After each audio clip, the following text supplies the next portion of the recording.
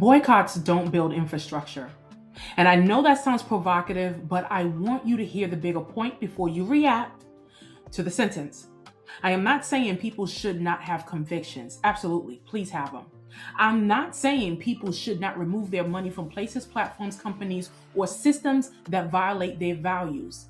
I'm saying offended people cannot consume their way into power. We cannot boycott our way into ownership, and we cannot hashtag our way into infrastructure. At some point, the question has to mature. Not just who are we mad at today, but what are we building so we're not dependent on them, on systems, whatever, the next time. Because if the only thing we know how to do is withdraw from a few days, okay, because that's what you do. You withdraw for a few days, you make a few posts, and then quietly go back when the sale is good enough. That is not power. That's a temper tantrum. That is reaction. And reactions are not the same thing as systems. This conversation is bigger than one group. It is bigger than race. It is bigger than politics. It is bigger than religion. It is bigger than any one business, brand, celebrity, platform, restaurant, store, or community. Everybody boycotts now. 1 week it is political. The next week it is cultural. The next week it is religious. The next week it is about a brand, a celebrity, a corporation, a school, a country, a store, a platform, or an app. Okay?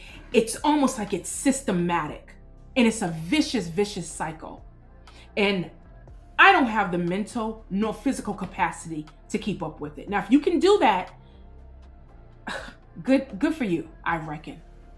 But there's got to be a better way, okay? And sometimes the anger is legitimate. Hands down, it is. Sometimes the offense is real. Sometimes the disrespect is obvious.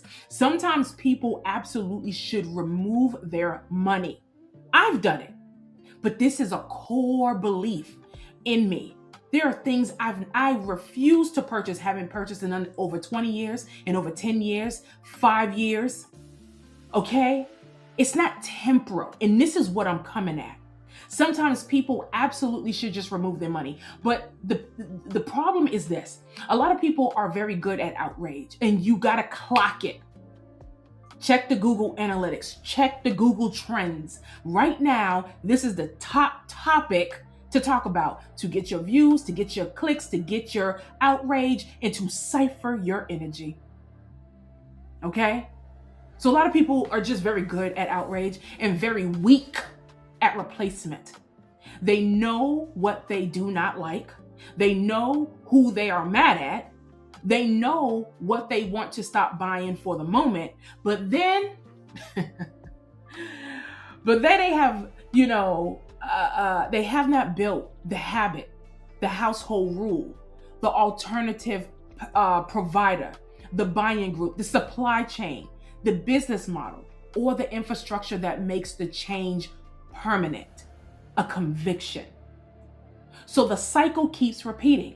Something happens. People get angry. A boycott starts. The internet get loud. Then convenience come back, because you already know that $2.99 special, okay, or $5.99 special is coming, and you go flocking right back. A sales come back. A craving come back. A deadline comes back. A birthday comes back. A vacation come back. And people go right back to the same places they claim they were finished with. That is not because every person is fake. Sometimes it is because the alternative was never built. Outrage is not a plan. Outrage can be a signal. Outrage can expose a problem. Outrage can make people pay attention. Outrage can gather people around a shared frustration. But outrage is not an operating system. Anger may start the conversation, but it cannot finish the work, period. This is where a lot of public movements get stuck, okay?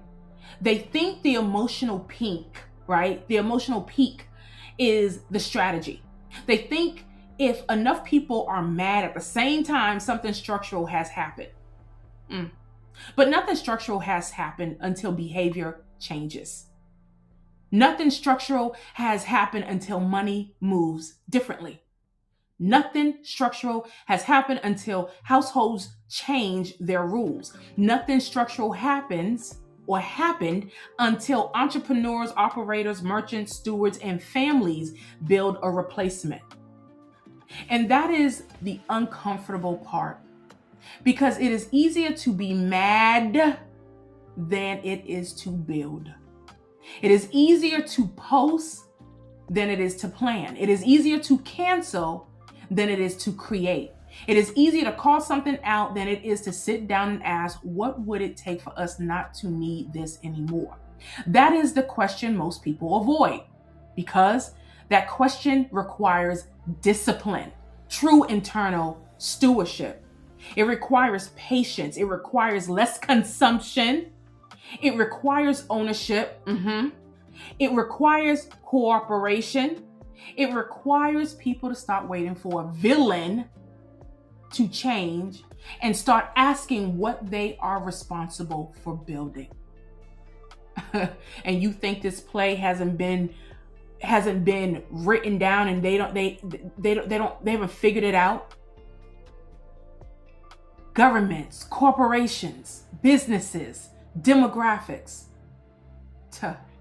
A serious boycott needs a backbone. It needs a clear target. It needs a defined demand. It needs a timeline. It needs a replacement. If there is no target, no demand, no timeline, no replacement, there is no strategy. There is only emotional spending interruption. That's it. And that is why so many boycotts collapse. People say, we are not buying from anyone or this person anymore. But who is them? And for how long? Okay? Until what happens? What are we asking for? What would make the boycott successful? Define it. Where are people supposed to go instead? What is the succession plan? Who has the capacity to serve the displaced customers? Who has the products? Who has the supply chain? Who has the training?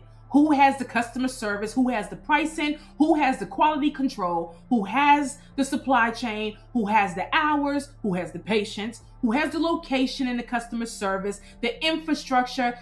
Without those answers, a boycott becomes vague pressure. And vague pressure usually fades because you want to get that sale. A serious boycott is not just about who loses money. It's temporal. It is about what behavior changes permanently. But we've lost the plot in that. Because if the only goal is to punish somebody for a few days or a few weeks or until you need that sale or that bust down, 27 piece, the system can wait you out. I was born in 1981. And if I had a nickel for every boycott and I was able to put it into the stock market, I would be a millionaire. But if the goal is to reduce dependency, redirect demand, and build alternatives, now we're talking about power. The replacement economy is missing. That is the part people do not want to talk about, because it is one thing to say, do not shop there. It is another thing to say, here is where you go instead. It is one thing to say, stop buying that. It is another thing to say, here is how your household replaces the habit. It is one thing to say, do not support that business. It is another thing to say, here's the operator in your community who already is reliable, trained, stocked, insured, organized, and prepared to service you. People go back when the alternative is not ready, okay? That is not always moral weakness. Sometimes it is just poor infrastructure. If the alternative is hard to find, people go back. If the alternative costs more than they can manage, and usually it does, people go back. If the alternative is inconsistent, people go back. If the alternative does not answer the phone, people go back. If the alternative has no booking system, no inventory, no website, no hours, no SOP, no clear pricing, no customer service, no reliability, people go back. This is why I say the replacement economy matters, because you cannot just tell people, what to leave. You have to help build what they can live with. Okay? You don't start building the house after the storm has come and knocked down the house. You already need to have the plans, love. That is the difference between a protest and a system. A protest interrupts the pattern. A system replaces it. Look, convenience beats conviction when values have no system. And that is not an insult. That is the reality. People do not always break their own values because they are bad people. Sometimes they break them because they are tired, they are hungry, they are rushed, they are overstimulated, or they're in the United States economy where the CPI numbers just came in and inflation is almost at 5%. Honestly, it's around 30%, but that's what they want to tell us. Okay? Gas is high. All these different things, right? They're overstimulated. They are underprepared. They are raising kids. They are working long hours. They are trying to get through the week, and the convenient thing is sitting right there. Cheap, fast, familiar, nearby, open late, predictable, easy. That is hard to compete with. A lot of businesses, apps, platforms, and industries win because they understand convenience is literally a business module. Convenience is better than we understand our own convictions. Okay? They know your hunger window. They know your your boredom window. Okay? They know your payday rhythm. They know your beauty insecurity. They know your late night scrolling pattern algorithms. They're reading your data on your phones. They know your craving. They know your weakness for a deal. They know when you're most likely to abandon your standards for ease. That is why values need systems, because convenience already has one. If your values do not have a grocery plan, convenience will feed you. If your values do not have a spending rule, impulse will guide you. If your values do not have a beauty budget, insecurity will shop for you. If your values do not have a platform strategy, algorithms will train you. If your values do not have household systems, marketing will run your house. That is the part we have to mature into.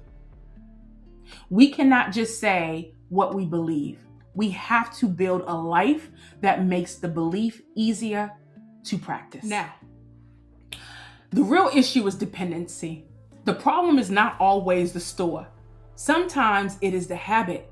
Sometimes it is the loop.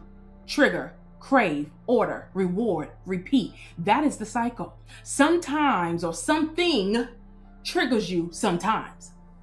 You crave convenience, relief, beauty, food, entertainment, attention, comfort, speed, or ease. You order, you receive the reward, then the pattern repeats. And eventually, the thing you said you would never support again quietly becomes part of your routine again and on steroids. Not because you agreed, with everything, not because you forgot everything, but because the habit was stronger than the outrage. This is business psychology 101. I don't think you understand how deep this is ingrained into you. This is why dependency has to be named. Dependency is when a system can disrespect you, frustrate you, disappoint you, overcharge you, underserve you, ignore you, or offend you, and you still feel like you have to go back because you have not built another option. That is dependency. I would dare to say Stockholm Syndrome in abuse. And dependency is expensive. It costs money. It costs dignity. It costs leverage. It costs imagination. It trains people to believe they have no choices. So the adult question becomes, what are we actually dependent on?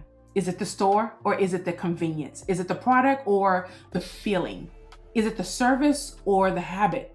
Is it the platform or the attention? Is it the brand or the identity we attach to the brand? Because once we identify the real dependency, we can start reacting on the surface and start rebuilding at the root. Lifestyle change is stronger than public outrage. It's an internal thing. It's an inward movement. Public outrage is temporary. Okay? All right. A protest sign gets set down. A hashtag fades. A crowd disperses. A viral moment moves on until the news cycle want to push some other propaganda. Okay? So the news cycles totally change. But a household rule can stay. A grocery list can be rewritten. A weekly rhythm can change. A family can cook at home more often. A person can stop entertaining or entering certain stores. A creator can stop using certain platforms. Lord knows I've done all of these, okay? A business owner can change vendors. But are you willing to pay the more, I would say, higher fees? I've done that because of my own internal biases and convictions. A community can build a directory. A group can pool purchases. A household can reduce spending in a category permanently. That is where the power is. The lifestyle change is the protest, not because public protest has no place, okay? But because the habit is what decides where the money goes. And the money is usually not moved by what people say in public. Amen, right? I'm telling you, when this is an internal conviction, it's not about what other people say, it's what you truly believe. And I don't have to get on a blowhorn and shout about it. I just be about it and I do it. It is moved by what people do when they are tired, alone, hungry, rushed, bored, stressed, or tempted. That is where conviction gets tested. Not in the comment section, not in the repost, not in the public statement, in the ordinary pattern. What do you do on Tuesday night when you don't feel like cooking? What do you buy when you are insecure? What do you do and go when you are in a rush? What app do you open when you are bored? What store gets your money by default? Because it's close to you. Those defaults are the real economy. So if we want a different economy, we have to change the defaults. There's a pastry shop not too far away from me, and I'm not a sweet eater, but if you want to know something, I love me some cheesecake. And this shop opened up, and I quickly identified their allegiance and alliance to some things that conflicts with my faith. All right, I met the owner. It's a nice shop. It's great. However, because of my belief and because of my disposition, I have made the conscious decision from the day once it opened up, and then I started seeing certain types of, let's say, memorabilia and I don't know, flags and things. And then it was some other things in there. I said, I cannot give my money to this organization. I don't want things shoved down my throat. I want to be able to sit down and enjoy a nice piece of cheesecake without having ideologies shoved down my throat. And guess what? I didn't get on the internet boycotting. I didn't go shouting any kind of thing. I just chose not to go there. And I drive 7 miles to another place where I can get me a slice of cheesecake. Does it have the same ambience? No. Is the cheesecake better? Yes. And so I like to sit down sometimes and just kind of read a book and have a slice of cheesecake with an espresso. Okay? I wasn't loud about it. I just made a decision not to. That place has been open up for about 3 or 4 years now. I only went a handful of times, and once it got out of hand, I just stopped. That is my conviction. That is my stewardship. That is my internal belief in system. There are 3 serious moves: reduce, redirect, rebuild. Okay? First, reduce. Some things do not need a replacement. Some things need to be needed less. Okay? like the cheesecake I was eating. Every habit does not deserve an alternative.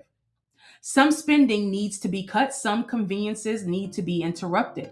Some consumptions need to be questioned. Some categories need to shrink. Sometimes the most powerful move is not finding a better place to spend the money. Sometimes the most powerful move is keeping the money.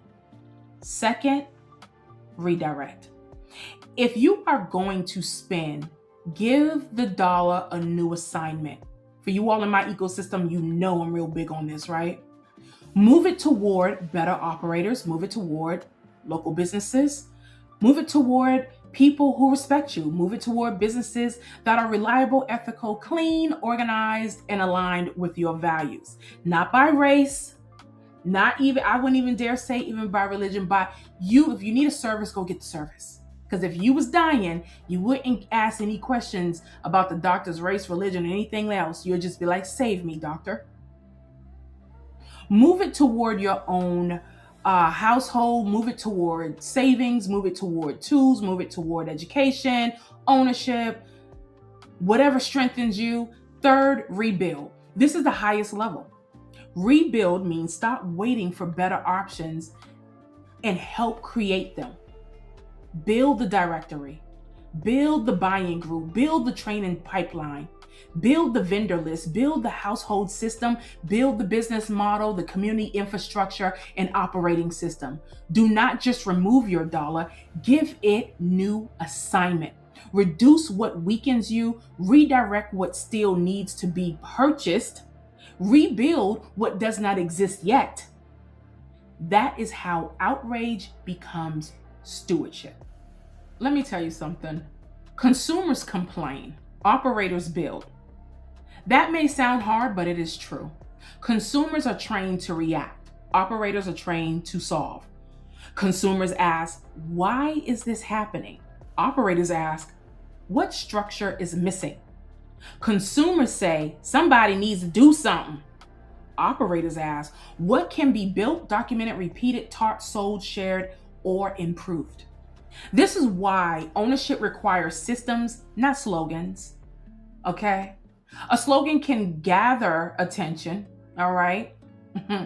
But a system can carry weight. A slogan can make people feel united. Okay? This is propaganda 101, by the way. But a system can process orders, train workers, manage inventory, schedule appointments, enforce standards, track money, serve customers, and create continuity. That is the difference. If we want ownership, we have to become less addicted to the performance of concern and more committed to the practice of building. That means documentation. That means training. That means standards. That means customer service, supply chains, boring back end work, what I teach my people, the boring stuff that everyone wants to skip over and ignore when it comes to managerial, administrative work, and whether you have a micro business or self-employed or whatever. That means money discipline. That means consistency. That means less emotional theater and more operational maturity. Because if the alternative is not well run, people will go back to the old system. Even if they complain about it, even if they say they hate it, even if they know it does not respect them, people return to what works. It's ingrained in them. So if we want people to choose better, we have to build better. This is where the stewardship economy comes in. A stewardship economy asks a different question. Not just who are we boycotting? Not just who are we mad at? Not just what are we not buying this week? I've literally seen that. A stewardship economy asks, what are we permanently changing in our homes? What are we permanently changing in our habits? What are we permanently changing in our supply chains? What are we permanently changing in our business models? What are we permanently changing in our community infrastructure so this dependency stops repeating? That is the grown question. Because stewardship is not emotional. Stewardship is structural. We're realists over here. Stewardship says, I am responsible for what has been placed in my hands: my money, my attention, my home, my habits, my business, my body, my time, my children, my customers, my community, my future. Stewardship does not wait for a crisis to decide what matters. Stewardship builds rules before the temptation shows up. Stewardship builds alternatives before the outrage cycle starts. Stewardship studies the pattern instead of just reacting to the headline. And stewardship understands something very simple. If I do not govern my own consumption, accountability, somebody else will profit from it. Okay? That is why this is not just a consumer conversation. This is a household conversation. This is a business conversation. This is a community conversation. This is an ownership conversation. This is an infrastructure conversation. So I hope you're not too mad at me, but someone has to say it. So this now is the adult table. Okay? Outrage asks, how, or what would I say? Who are we mad at? Stewardship asks, what are we building now? And that is where I want the conversation to go. That's all I'm asking. Because I am not interested in temporary outrage. That is exhausting, okay? It's draining, and it's the summertime. No, okay? Temporary outrage that disappears the minute the sale is good enough, the food is cheap enough, the app is easy enough, or the convenience is close enough. I am interested in permanent changes, and that starts within ourselves, you all. Household changes, business changes, spending changes, supply chain changes, ownership changes, habit changes. Because if we are honest, a lot of people do not have a boycott problem. They have a consumerism problem, a convenience problem, a dependency problem, a lack of infrastructure problem. And until we tell the truth about that, we will keep repeating the same cycle. Get offended, get loud, stop spending for a moment, go back quietly, because a lot of y'all back at Target, then act sharp when the same dependency shows up again. I am not saying never boycott. It's not my thing, but I get it, all right? I just make changes. Take, for instance, Target. I stopped shopping, and Target used to get my monies. Target did something years back. This was early onset, I would say, of COVID, of the pandemic, right? And they made some decisions I did not like. And I totally changed. I probably go into Target once or twice a year, when I used to go into Target on a weekly basis, and I would drop some serious money. But I made it a conviction. And though they go up and down and they make their changes, I don't care. They're not getting my money. Okay? Same thing with Starbucks. Okay? I used to love Starbucks. I loathe them now. You can't get me to walk in them. I'm not going to badmouth them. I'm not going to talk about them. They're not going to take up my time. I just have an internal conviction. Okay? You couldn't pay me enough money to drink coffee from Dunkin' Donuts. I have my convictions, and a lot of mine is environmental. Okay? I'm an activist in that way. And what I do is I've built up my standards and my stewardship over my body. And so when I don't consume these things, I have data, I have information, I have statistics, I have convictions that wouldn't even allow me, even if I was hungry on my deathbed, to consume their stuff. You couldn't pay me to eat at a McDonald's. You understand me? You couldn't pay me to go through a drive-through. I don't want the hydrogenated oils. I don't want those things. I have true convictions. I support my local farmers. I drive out to the milkman's house. Do you understand me? And get raw milk. I have convictions. I'm not walking around with a blowhorn every day shouting at the milk industries, but I do educate people. I show them the alternative. And guess what? Next thing you know, it's deeply ingrained in you. So again, don't let outrage be the highest form of your strategy. If something violates your values, remove the money with intention. If you got to create a creed, do that. But then ask the harder question: what needs to be reduced? What needs to be redirected? What needs to be rebuilt?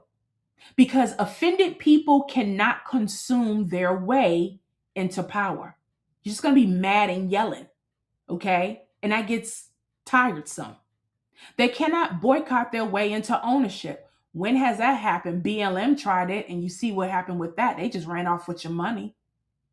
And they cannot hashtag their way into infrastructure, because at the end of the day, the supply chain matters, the distribution funnels in loops matter. Okay? At some point, the work has to become real, y'all. All right? Not louder, real. And real means we stop asking only who deserves our anger, because that's very temporal. And we start asking what deserves our discipline. And with that, I hope you're blessed. I hope you don't get too offended, but it wouldn't be, I wouldn't be surprised, because this is what the West is built off of. Get some headlines going, get the people offended, get these Google trends going, and then people capitalize and cipher your energy off of your anger and redirect you into a whole nother funnel. Ooh, I just hope I gave you a different perspective. But let me know. Let me know below. I didn't point out no certain demographics of people or anything, because guess what? One day the Christians are offended. One day the Jews are offended. Another day the Muslims are offended. Another day is blacks. Another day is MAGA. Another day is white liberals. Another day is the gays. It's the trans. Everybody has a spirit of offense. And we better get this right. We better get in shape, because it's just a nasty, vicious loop of people getting angry and then other people learning how to monetize it, take advantage of it, and funnel those monies or those ideas or those grievances into their ecosystem so that they can make a dollar. And then it just circle jerks all the way around. I'm sorry to use that term, but that's what happens. So I hope you all are blessed. Meditate, breathe, see the bigger perspective, and make some internal decisions. Y'all stay up.